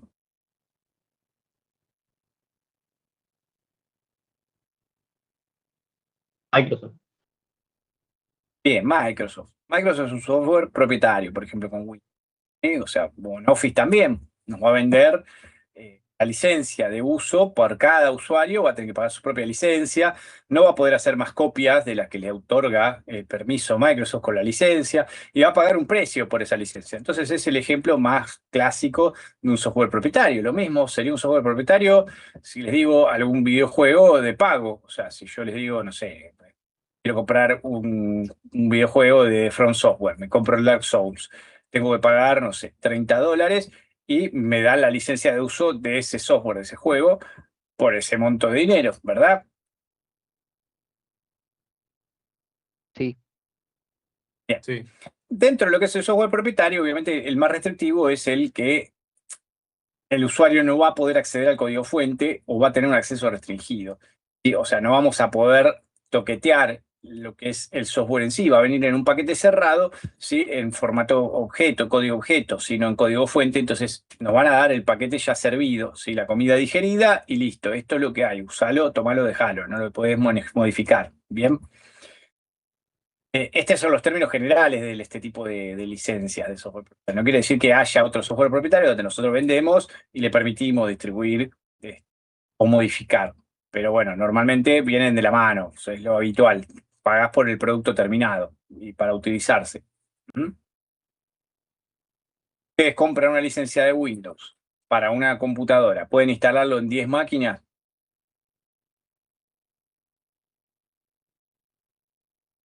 No, en una. En una sola. Es restrictivo si tiene esas condiciones. Tienen de pagar una licencia por cada uno. Por la contrapartida del software propietario vamos a tener al software libre que le dicen, ¿sí?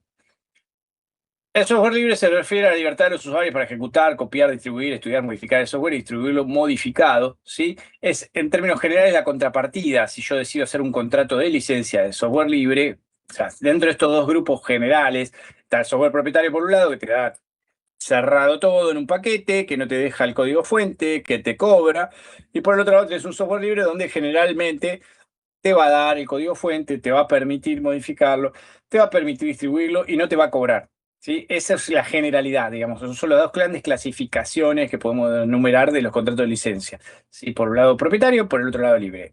¿Ah? Como ejemplo de un software libre tenemos, por ejemplo, lo que es el OpenOffice, la división de navegador de Mozilla y Thunderbird para correos, el sistema operativo de Linux, ¿sí?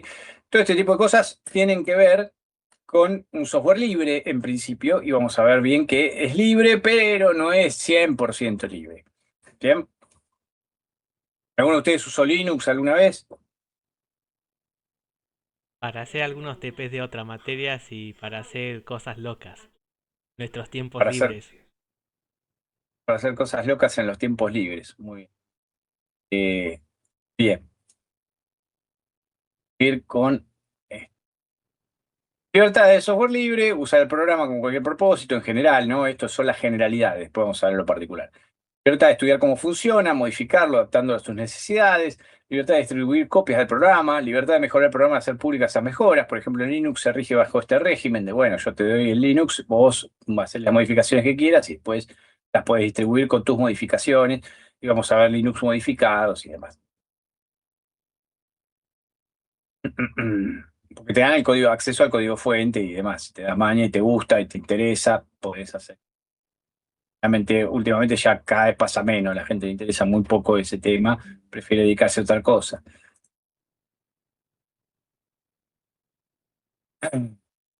Microsoft, por ejemplo, Dentro del modelo técnico va a tener ventas de licencia de software, o sea, nos va a cobrar dinero por darnos la licencia.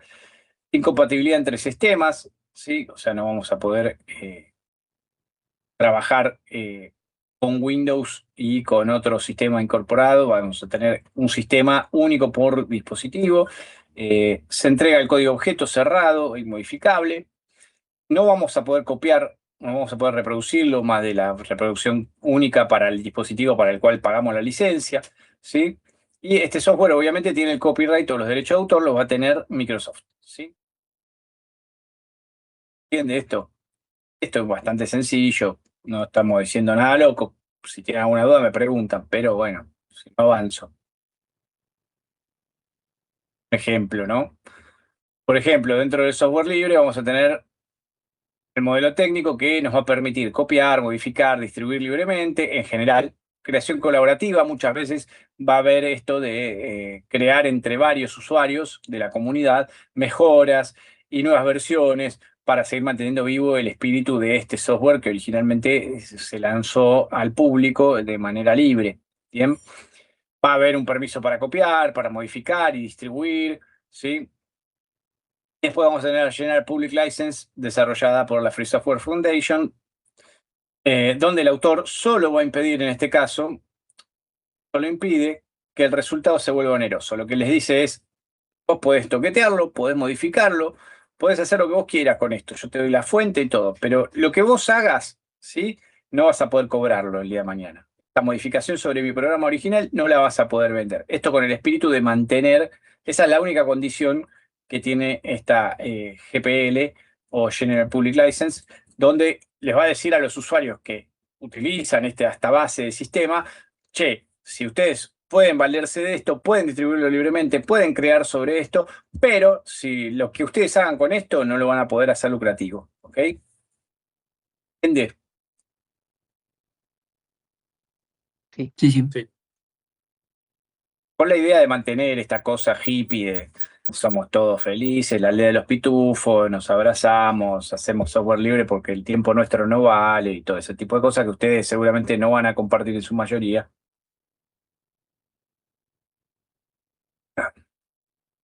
Porque para algo están estudiando esto, quieren ganar plata, me imagino que quieren vivir de esto. Término de distribución de software libre cumple los criterios de distribución libre, inclusión del código fuente, permitir modificaciones y trabajos derivados, ¿sí? Integridad del código fuente del autor, pudiendo requerir que los trabajos tengan distinto nombre o versión. Esto suele ponerse, bueno, si haces una versión distinta, cambiar el nombre, no uses el mismo nombre. Bueno, la no discriminación, sin restricción al campo de actividad, los derechos de un programa son válidos para todo el software redistribuido sin imponer condiciones complementarias, la licencia no debe ser específica para un producto determinado, no debe poner restricciones a otro producto que se le distribuya junto con el software licenciado y debe ser tecnológicamente neutral. Bueno, todo esto es la generalidad de la ley de lo que normalmente se suele hacer en los contratos de software libre. Estos suelen ser los criterios habituales, ¿sí? Que puedas redistribuirlo, que lo puedas copiar las veces que quieras, que lo puedas modificar, que mantengas íntegro el código fuente del autor, podemos pedir eso, que se reconozca la autoría. Va a haber ciertos matices que vamos a ir viendo ahora en las licencias en particular, más usadas dentro del entorno de este estilo. ¿Esto, profe, es como una convención o es algo que está escrito, todas esas reglas? ¿O es lo que se suele No. hacer? Es lo que se suele hacer. Ok. Estas son las generalidades de los software libres, de las licencias de software libre. Suelen ser así. Ahora, vamos a ver que no todas son iguales, porque para echar la trampa hay todo depende mucho de cómo esté redactado los términos y condiciones, como les dije. O sea, más allá de decir, sí, software libre en el encabezado, dentro de las cláusulas puede haber condiciones que limiten el uso libre e indiscriminado. Como hablábamos recién con Linux, o sea, ustedes lo pueden modificar, pero no van a poder venderlo y ganar guita con esa modificación, ¿sí? Se los impide la licencia que les dieron originalmente. Copyleft ¿por qué se le dice copyleft? Obviamente es un juego de palabras. Si copyright son los derechos de autor patrimoniales, copyleft suele ser como el antagonista en términos de jerga, ¿sí? No significa que esto legalmente exista. El término copyleft es una manera de denominarlo dentro del slang informático más que dentro de lo legal.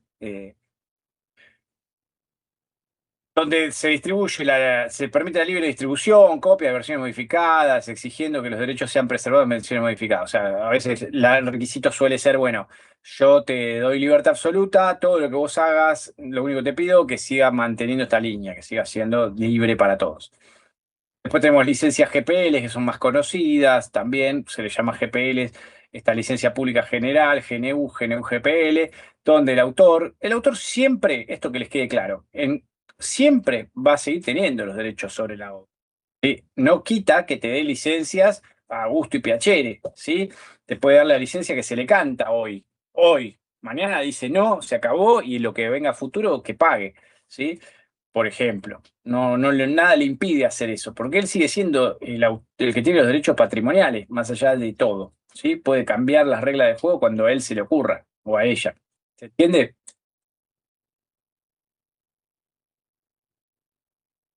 Sí, sí.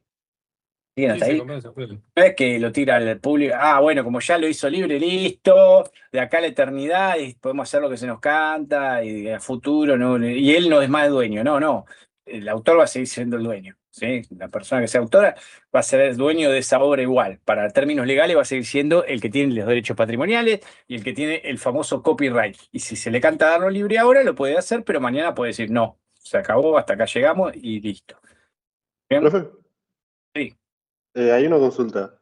Si yo trabajé en un software así libre y creé algo más con esto del derecho de copiar y modificar, si el primer software tipo, del que yo me basé se hace pago, tipo el software que yo terminé creando también, tipo, como está basado en el otro, debería tener tipo alguna consecuencia o se consideran No, como porque separados.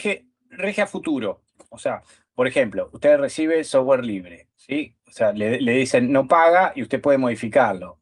Puede modificarlo y puede distribuir su modificación y puede hacer lo que quiera. No tiene ninguna restricción. Le dicen, úselo, acá está el autor dueño.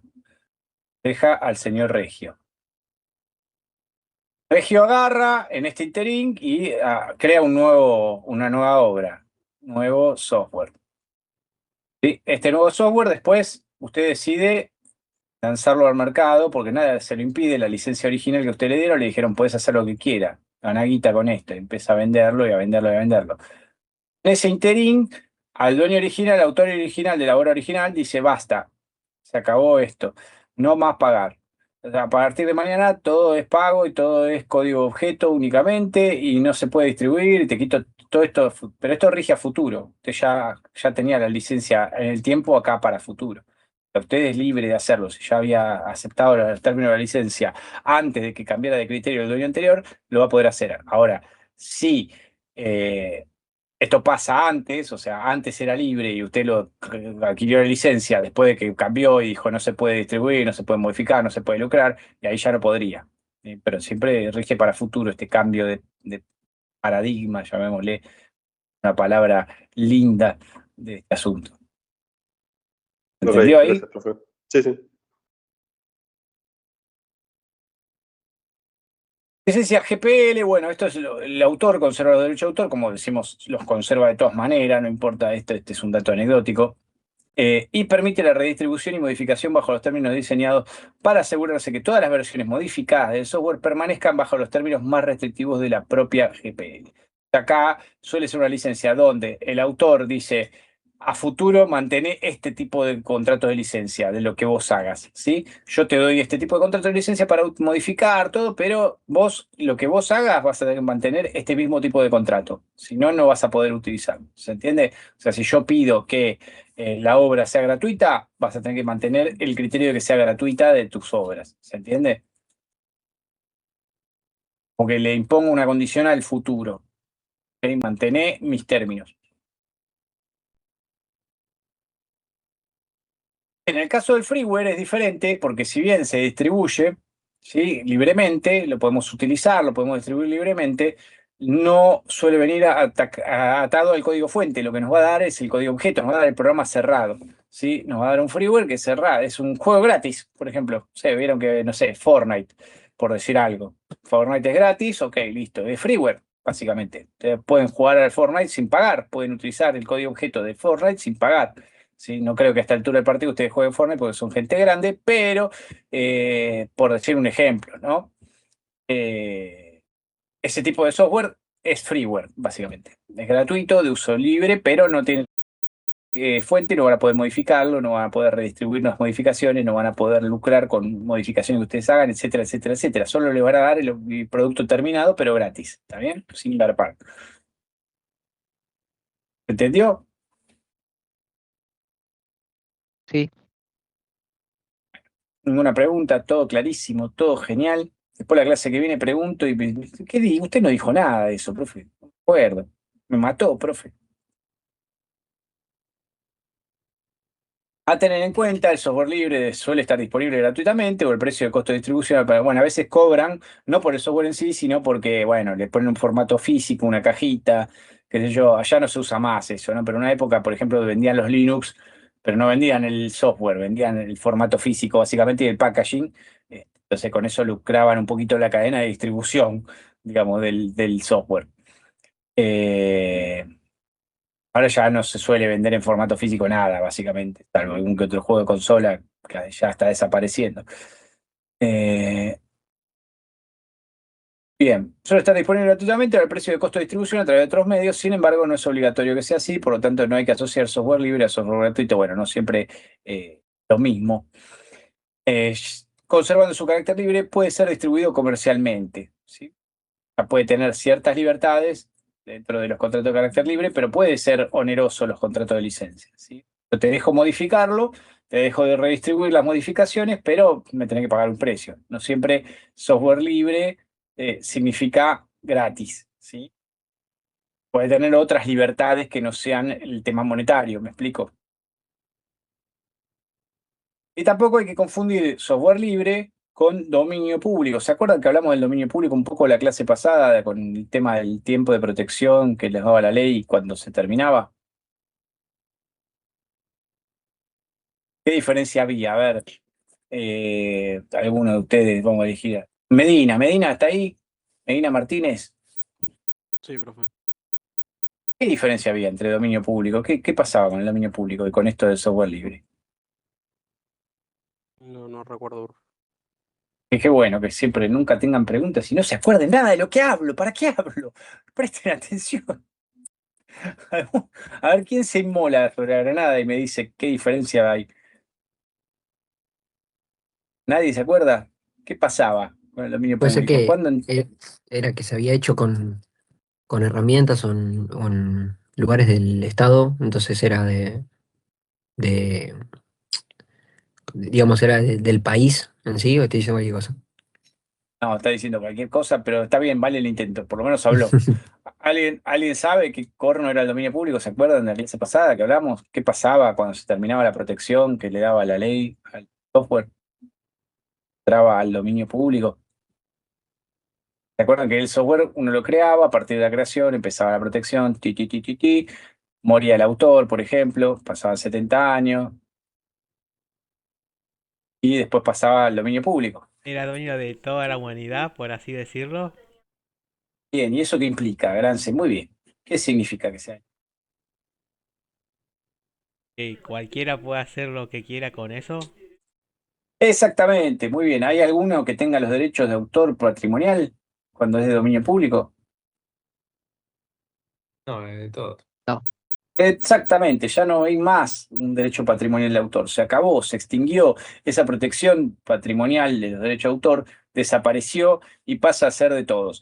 Entonces cualquiera puede utilizar eso libremente, ¿sí? Sin tener que pedir una licencia para eso, ¿sí? Siempre y cuando respete los derechos morales, no puede usar la misma obra original y ponerle nombre. Bueno, no sé, agarré el libro de Frankenstein y lo vuelvo a publicar y digo que yo soy el autor. No, bueno, puedes hacer eso porque el autor de Frankenstein es el autor moral y ese derecho no se extingue nunca en el tiempo, ¿se acuerdan? Pero sí vamos a poder agarrar a Frankenstein y hacer una película basada en el libro de Frankenstein sin pedir permiso y pagar derecho de autor para poder hacer esto. Una licencia para poder utilizarlo, para que se entienda. ¿Se entendió ahí un poquito mejor? ¿No? Sí, Sí. Pues mañana me van a decir, no entendí, profe, no sé, ¿de qué me habla? ¿Qué carajo es el dominio público?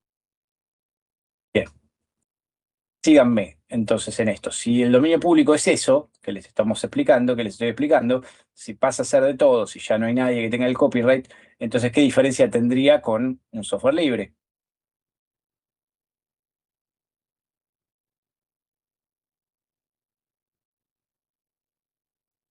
En el software libre el autor sigue teniendo los derechos patrimoniales todavía. Exactamente, muy bien, Natario, exacto. Todavía hay un dueño ahí atrás, ¿sí? No es que, y puede cambiar de parecer cuando se le canta, recuerden eso, puede decir, no, esto ya no lo quiero dar más libre, esto ya lo quiero cobrar, esto ya no les voy a dar el código fuente, etcétera, etcétera, ¿se entiende? En Bien. ese caso tendría más regulaciones que con respecto a si sería de dominio público, ¿no? Claro, porque sigue habiendo un dueño atrás, hay alguien que tiene el copyright, ¿sí? Hay alguien que tiene el copyright del producto. Y él decide dar licencias, o sea, libremente, graciosamente a cualquiera, les da el código fuente, les dice, tomen chicos, ¿quieren caramelos? Vengan aquí que todos flotamos y todos son felices, pero puede cambiar de parecer cuando se le canta y está en su derecho, puede decir mañana no, ¿saben qué? A partir de mañana tienen que pagar para tener este software, no les doy más el código fuente, no les permito más modificar a los que saquen licencia a partir de ahora, etcétera, etcétera, porque sigue siendo el dueño de ese que tiene los derechos de autor patrimoniales, ¿sí? Eso no lo cedió a nadie. ¿Sí? Lo que hizo fue hacer licencias a usuarios particulares, pero nunca dejó de ser el que tiene los derechos de autor patrimonial. Recuerden eso. ¿Se entiende? ¿Se entiende o no se entiende? Los veo medio mareados con este tema. Sí, se entiende. Bueno, cualquier pregunta, yo trato de hacérselo lo más claro que puedo. Les doy más ejemplos si quieren para que lo entiendan. Bueno, licencias Creative Commons, que son este simbolito generalmente que se utiliza. Un permiso para usar o compartir la obra no equivale ni reemplaza la inscripción en el registro de propiedad intelectual. Bueno, esto parece una obviedad, pero que yo le ponga un loguito al lado, a cualquier cosa, ¿sí? No es lo mismo que ir a registrar la obra. ¿Sí? Cuando yo la registro entre la autoridad competente, voy a la dirección de la propiedad intelectual, registro mi software, ¿sí? Ya figuro en los registros oficiales como quien tiene los derechos morales y eventualmente patrimoniales sobre ese software que registré. ¿Sí? Así que cuando ustedes desarrollan un software y quieren que los derechos de autor se les sean asignados a ustedes y que nadie venga y se los plagie, se los choree, ¿sí? Lo que tienen que hacer para generar una prueba, porque recuerden que no es indispensable la registración para tener el derecho de protección, pero es una prueba el hecho de que ustedes la hayan registrado primero, ¿sí? Si ustedes la registran primero y ya les queda su nombre, cualquiera que venga después le van a decir, ah, pero ya la tenía él antes. Bueno, entonces va a ser más difícil que el otro venga y diga, no, me la choreó y la registró antes, pero yo ya era mía, yo no la había registrado. Bueno, demuéstrelo, ¿sí? Muy complicado demostrarlo. ¿Se entiende? ¿O no se entiende? Vamos a poner un ejemplo. Vamos a poner un ejemplo, así me sigue. Acá tenemos a Pepito y acá tenemos a Juanito. Pepito, ¿sí? Desarrolla un software en esta línea de tiempo, hace este software y nunca lo registra. Que dice, ¿para qué lo voy a registrar si el convenio de Berna me protege igual aunque no lo registre y yo soy re grosso? Juancito encuentra este software perdido en la computadora, se la llevó a reparar, ¿viste? Tenía un problema, se le había cagado el disco. Justo él miró que había un software ahí, lo revisó y dijo, qué bueno que está este software. Entonces va y registra el software. Algo que Pepito nunca hizo. Se entera, dice, pero este software es mío, este software yo lo hice, pero nunca lo registré. Ah, bueno, señor, ¿y qué hacemos ahí? ¿Qué les parece?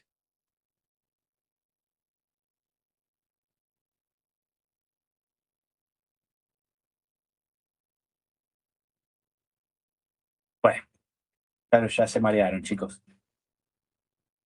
Ah, y tiene que probar el otro, ¿no? Que era de él, pero olvidar. ¿Quién tiene que demostrar, Pepito o Juanito? Bueno, en fondo quién es quién, pero creo que era Pepito, ¿no? El que llevó a arreglar la computadora. Pepito, claro, Pepito es el que no lo había registrado, que lo creó y no lo registró. Ah, que bueno, Pepito tiene que demostrar que en realidad lo hizo primero y no lo registró. Muy bien, exactamente. Va a tener que hacer una demostración en un juicio contra Juancito, decirle, Juancito defraudó mis derechos de la propiedad intelectual. Yo este software lo hice, pero no lo había registrado y tengo la protección del convenio de Berna. Entonces me tienen que proteger aunque no lo haya registrado. Ok, fantástico, señor, pero Juancito va a decir en el juicio, yo lo registré. Usted va a tener que demostrar que usted lo hizo. Y, o sea, Pepito va a tener que demostrar que lo hizo. ¿Cómo puede demostrar que lo hizo? ¿Qué les parece?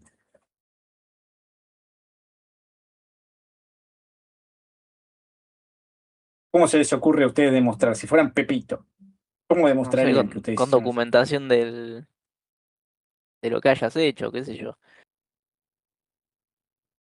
Documentación de lo que hayas hecho, como que llevo una hoja de papeles. Ni idea, lo primero que se me ocurrió. Y si vos tenés versiones previas, diagramas de diseño, todo eso, y el otro no lo tienes, como que tenés más a favor vos, ¿no? Que lo estuviste construyendo. Con el código fuente también podría ser. Y si Bueno, además pongámosle te que se roban afanó el todo tu código trabajo, fuente. Se afanó el código fuente, básicamente. Tenías todo ahí. Por eso lo pudo registrar, porque sin el código fuente no lo hubiera podido registrar. Ahí está el tema, ahí está el problema de no registrar. Cuando uno no registra y tiene que demostrar, ¿qué carajo hago para demostrar que es mío? Entonces, bueno, las maneras de demostrarlo son limitadas. Yo tendría que demostrar que este archivo, cuándo fue generado en mi disco, que yo todavía teniendo el código fuente en mi disco, en mi poder, de alguna manera, demostrar que yo este código fuente lo tenía antes que Juanito. ¿Cómo podría demostrar eso técnicamente?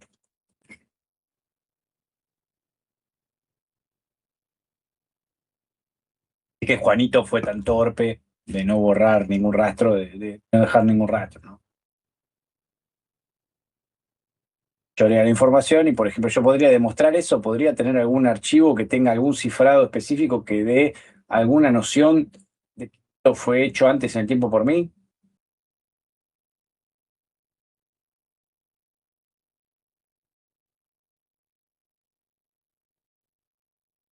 Y si tienen marcas de tiempo en algún lado, o,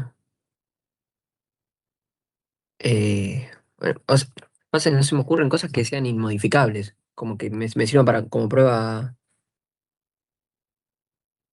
que sí o sí sea imposible de modificar. Una Y a firma ver, cae, digital de algún pues podría componente. ser realmente eso, no sé, realmente.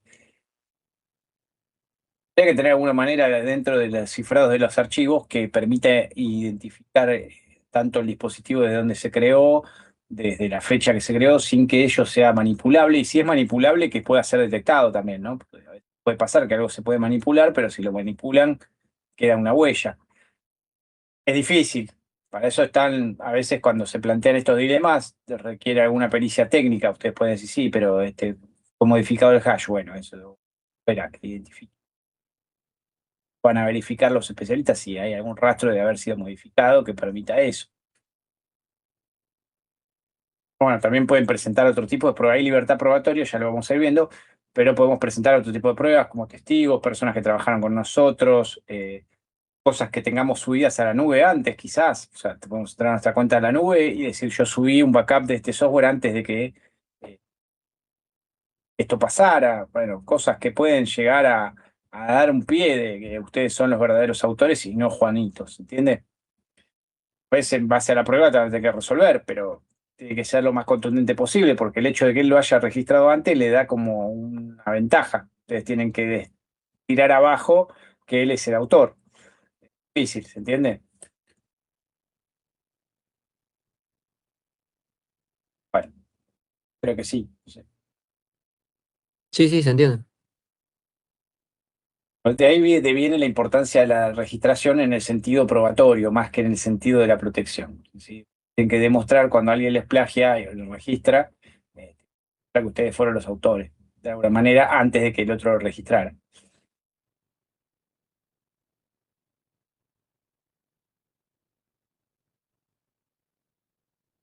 Pues le digo, incluso pueden tener alguna versión preliminar antes de la versión que él copió, si se lo plagió, por ejemplo.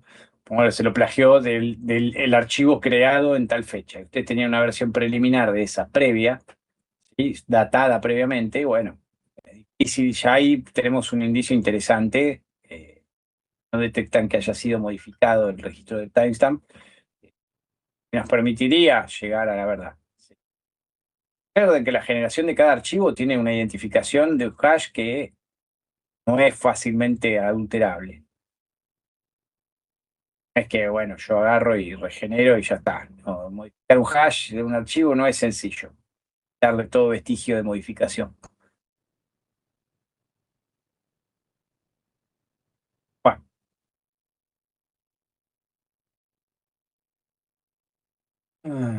Acá tenemos distintos tipos de licencia de Creative Commons, o sea, las licencias Creative Commons dentro de las que son de software libre. Recuerden que dentro de la categoría software libre y software propietario, las software libres están estas licencias Creative Commons que suelen tener estos dibujitos que identifican como más o menos de qué va el contrato de licencia. No son específicamente inmutables, ni tampoco lo que diga el dibujito sana todo, pero es un indicador a los efectos legales de que si un software tiene este tipo de logotipos, después no puede el contenido del contrato de licencia ir en contra de esto, ¿sí? Es totalmente antagónico con lo que dice acá la especificación. Podríamos decir, pero es medio como que me indujo el error, porque acá decía que era un contrato así y resulta que los términos y condiciones eran un contrato asá.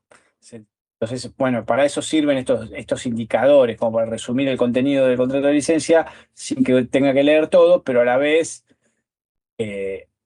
siempre y cuando no contradiga, dentro de los términos puedo poner alguna otra cosita. Alegar, bueno, más allá del dibujo ilustrativo, los términos estaban, y ahí va a haber que va a tener que resolver en tribunales a ver qué onda con esto. Por ejemplo, acá tenemos ¿no? Este Creative Commons by.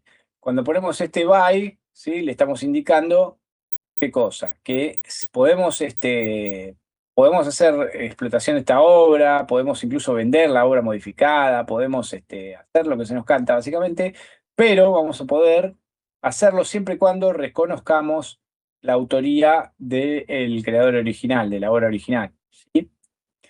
Después, por ejemplo, vamos a tener by, y aparte de by, non-commercial. Entonces vamos a tener que respetar al autor original, y aparte estamos impedidos de que se vuelva oneroso cualquier cosa que creemos en base a eso, ¿sí? Pues vamos a tener, por ejemplo, acá by, respetamos el autor original, non-commercial, y SA, que es SA, que mantenemos el mismo tipo de contrato a futuro. Todas las cosas que derivan van a tener que mantener este esquema, ¿sí? De mantener el by, el non-commercial y el SA. ¿Se entiende? Después vamos a tener Creative Commons, by, non-commercial, y sin obra derivada. No vamos a poder hacer una modificación derivada de esta, ¿sí? Y así, bueno, acá podemos tener una otra combinación, by, respetar al autor original, y SA, de mantener esta premisa a futuro, que no se modifique, que solo tenga condiciones. Y podemos poder reconocer al autor y que no haya obra derivada. No podemos generar obras derivadas. ¿Se entiende esto? O sea, depende de cómo combinemos estos términos, va a cambiar la licencia Creative Commons. Después, si quieren, lo leen con más detalle, qué significa cada tipito, el prohibido euro y el SA.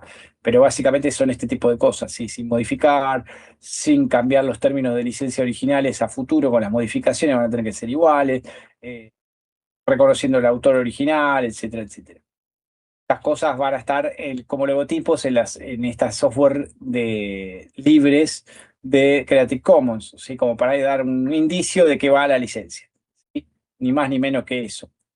Respecto legales, lo único que puede decir es que si pongo yo este dibujito, después no puedo decir en los términos y condiciones algo contrario a esto, o sea, que sea totalmente distópico con esto. Si pongo un commercial y empiezo a cobrar o exijo que se cobre, no tendría sentido. Podría alegar que incurrió un error o que esa cláusula se tenga por no escrita porque se estaba ya redactada y estaba metida, escondida ahí de mala fe, por ejemplo. ¿Se entiende? Pero no más que eso. En términos legales no hay una catalogación de estos contratos en nuestra legislación que indique que si tiene ese logo tiene que ser así. simplemente es como el título del contrato, llamémosle, como si yo contrato de compraventa y en realidad estoy haciendo un contrato de locación, entonces sería desnaturalizar todo, induce al error este contrato. Firmo pensando que estoy confirmando una locación y estoy firmando una compraventa. ¿Se entiende?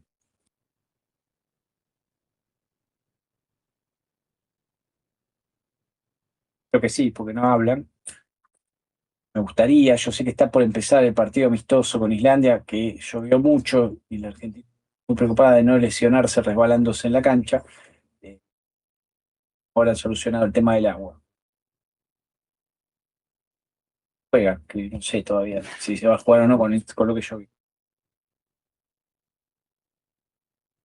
¿Acá les quedó claro? ¿Tienen alguna pregunta?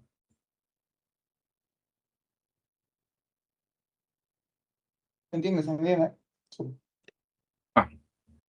Pero mucho que entiendan perfectamente, espero que después se acuerden de esto en el parcial. No pretendo que se memoricen esto, no vamos a exigir tampoco que se acuerden cada simbolito que significa. Sí, esto es a modo ilustrativo para que entiendan que el software libre no siempre es totalmente libre, sino que se llama software libre porque tiene más libertades que el software propietario, pero puede tener sus restricciones, ¿sí? Sea económica, sea de modificación, sea de redistribución, sea de lo que sea. Hay que leer la letra chica, digamos, para saber qué tipo de licencia es la que nos da el que tiene los derechos patrimoniales. ¿Está bien?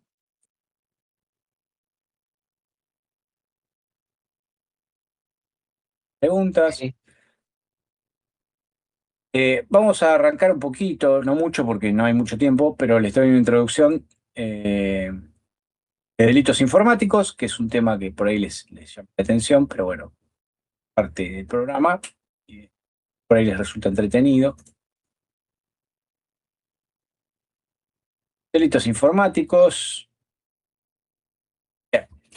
Para entender esto, lo vamos a repasar igual porque no es fácil de entender, pero son libros y libros de varios autores de distintas épocas hablando de cómo definir un delito. Jonah, Sí, Jonah, sí. ¿querés cortarlos ahora y que arranquen con la clase que viene? Así ya los dejás para que vean el partido. Tienen que hacer de Dale, ruido o sí, algo. sí, sí. Sí, Así sí, está no, bien, no, yo por no, mí. Nada más. no Bueno, listo, agarrás listo, lo algo dejamos acá. arrancado. Así Sí, te dale, cacho para la dale. clase que viene. Sí, por mí, perfecto. Sí, así se acomoda. Quédese tranquilo. La clase que ¿Alguien viene arrancamos con objeta? delitos informáticos. Además te quedan 25, hermano, ya muchos se fueron. Sí, sí, ya hay unos cuantos que fueron de. A uno lo rajé, que no contestaba, pero volvió. Bueno, Bueno, listo, chicos. nos Nos vemos en vemos el la clase que próximo. viene. ¿Listo? Ahí lo dejamos un Listo, ratito. chicos. Chao, Gracias, profe. Jonathan. Nos vemos. Abrazo, chao. No, gracias, Chao, chicos. profe. Buena Cuídense. semana. Profe. Chau, chau.